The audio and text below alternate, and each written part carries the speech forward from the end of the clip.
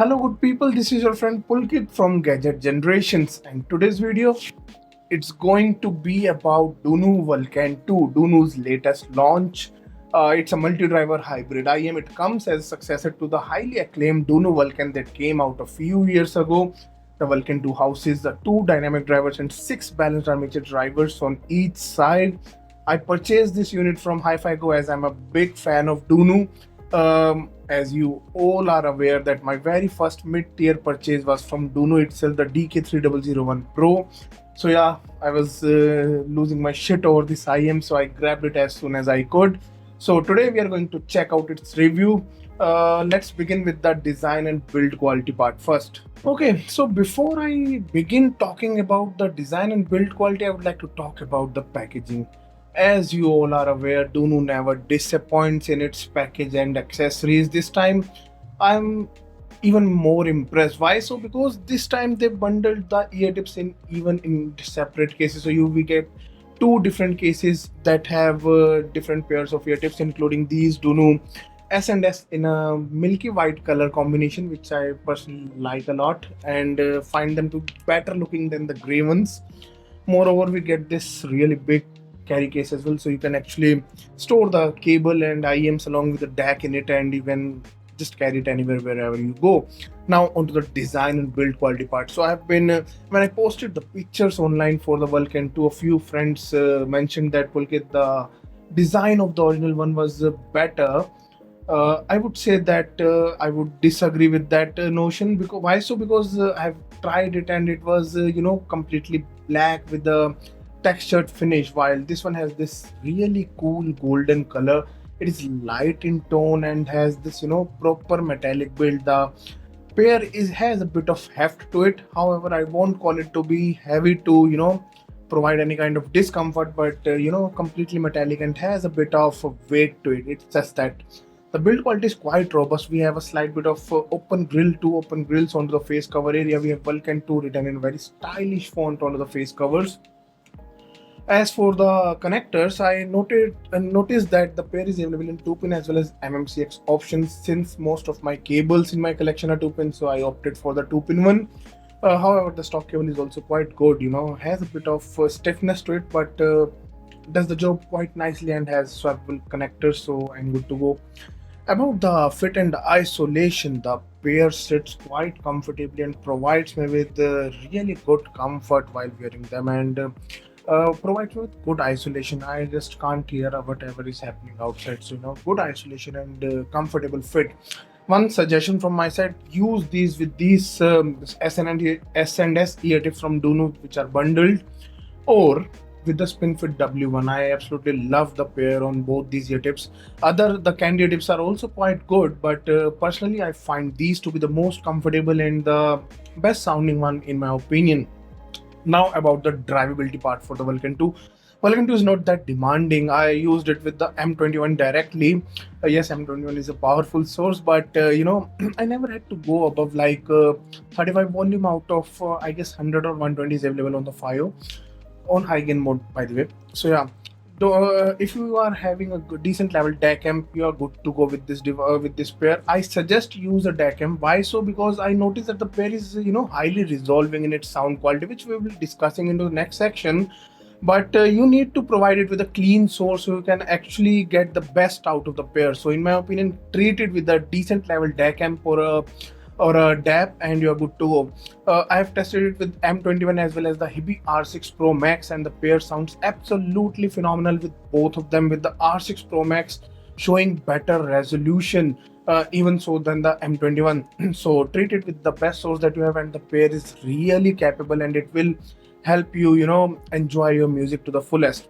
Now the drivability part, one thing I would also like to add, that it is not demanding per se. You can actually get it loud, you can actually get the proper drivability even with the MacBook Air's direct output. But in my opinion, the cleaner source you provided, the better it sounds. So make sure you treat it with the best source that you have in your collection. The next section we will discuss about the sound impressions part for the DUNU Vulkan 2. Okay guys, so now talking about the sound quality part for the Vulkan 2, here's the graph that I measured. My squig is also getting ready. I have emailed Superstar to make it go live. I have measured like 50 or 60 different IEMs and uploaded them onto the Squig website.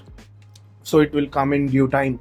Now about the sound quality, you guys might notice into through this graph that it is very well balanced across the three frequencies. We have a bit of boost into the lower and as well as a bit of boost into the upper mids. It is reflected quite beautifully with how the Vulkan 2 sounds. It has a very good balance between the three frequencies. The lower end complements the mid-range and the treble sections quite nicely. The mid-range section sounds very full and rich. Vocals are probably a standout point for the Vulkan 2. Next, the treble section. Wow, what a beautiful treble! High resolution, very crisp, very defined. Different instruments are quite can be pinpointed quite easily even for busy tracks. Now let's describe the sound quality based on different frequency segments. So starting with the lower end. The lower end has a good punchy response. Mid bass has a good weight to it, and the sub bass extensions are also quite good. The sub bass rumble in Bad Guy by Billie Eilish is quite physical. It has a very physical and thunderous feel to it, and while at the same time it doesn't sound overpowering. When it comes to EDM tracks where the mid bass has a bit of more prominence, the pair handles them quite well and provides you the weighted mid bass section. It adds a bit of body to the other frequencies as well, and moreover the entire lower end is tightly controlled. I don't notice any kind of leakage into the mid range, so the tonality across the frequency band is very much natural. Now talking about the mid-range section, the mid-range sounds fuller and very well defined. Acoustic instruments like guitars and then some piano, everything that is into the mid-range section has a very defined response and has a bit of heft to it. I would say that it's all thanks to the weighted mid-bass section, but overall very fuller mid-range. The vocals sound rich and come out as a standout into the entire output of the pair. So far two things stand out for me. First of all, the mid bass and then the vocals. As you might have noticed into the graph that the upper mid section also has a bit of boost, so vocals are nicely forwarded, yet they doesn't sound shouty even at louder listening levels. Like I mentioned into the previous section, I have been using it onto my M21 at like 35 volume on high gain mode. I went up to like 45 or 50 just to check whether the pairs gets shouty, but that was not the case. The pair maintains very good control and provides you with a very clean and textured vocals. Female vocals sound absolutely phenomenal. I was listening to again my favorite album Hayat by Hadiga Kiani, and I am simply in love with how beautifully this pair reproduces harmonium and then female vocals as well. For male vocals, I was listening to The Blower's Daughter by Damien Rice, and as you guys might have noticed into the track, that track has a lot of high notes and then low notes, and the pair maintains good texture and good control onto them. They never go shouty, they never show any signs of sibilance, and yet they sound forwarded and have a bit of captivating presentation for me. Onto the treble section. Treble section is very well defined. Each instrument sound crisp and provide very good separation between them as well, even for busy tracks. I was listening to this track Nothing Else Matters by Metallica while making these notes for the Vulkan 2, and I was simply mesmerized how beautifully this pair handles those busy sections onto that track as well. Similarly, I can say similar things for Master of Puppets by Metallica as well as Billie Jean by Michael Jackson. There are multiple layers of things going on into that track, and the pair was reproducing each one of them quite precisely and quite accurately. Next up, I would like to talk about the technicalities. First of all, the soundstage. The soundstage is really good. It has a good width and it has good depth as well. So it produces a 3D and immersive feel for the listener. With forwarded vocals, even with forward vocals, the pair doesn't sound intimate, maintains good openness to the stage. It doesn't get congested at all even for busy tracks, and maintains a very good soundstage response. Next up, the imaging and precision are simply top notch. I was listening to Hadiga Kiani's track Tumhe Dil Lagi. There was, that track has a lot of instruments like harmonium, tabla, and at the same time vocals are also coming in, which reaches high notes as well. So the pair was pinpointing them onto the stage, and I can actually precisely determine where they are placed onto the stage, because the imaging and layering and overall instrument detailing for this set are simply phenomenal. Next up, that completes the sound description part for the Vulcan 2 from my side. Into the next section where I will be comparing it with DUNU DK3001BD, another DUNU's amazing IM which I recently reviewed. So let's get on to that part now. So my dear friend Sushi from who's a fellow YouTuber, he shared his unit of DK3001BD with me for the purpose of a review, and I actually shared it a few days ago as well onto this channel. I hope you guys have checked it. So yeah, how does that $500 multi-driver IM compare to the DUNU Vulkan 2? Well, if you guys have checked out that review of mine, you guys might have noted that I praised the bass response onto that set.